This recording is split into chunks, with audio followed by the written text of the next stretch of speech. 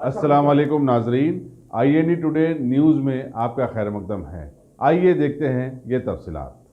Indian cricket team के साबिका मशहूर captain Mohammad Azharuddin को हैदराबाद क्रिकेट एसोसिएशन का प्रेसिडेंट मुंतखब कर लिया गया है। इंतखाबात में इन्हें 173 वोट की अक्सरियत हासिल हुई, जबकि इनके हरीफ प्रकाश चंद को 73 वोट से नवाजा गया और एक उम्मीदवार दिलीप को भी वोट मिले हैं और वो 3 वोट बतलाए गए हैं। ये इंतखाबात संपत कुमार साबिका चीफ इलेक्शन कमीशन की निगरानी में मुनक्किद हुए। वाज़ेह रहे कि कैप्टन अजहरुद्दीन के कुछ तनाज़ात में फंस जाने की वजह से 2017 के इंतखाबात में इन्हें हार का सामना करना पड़ा था।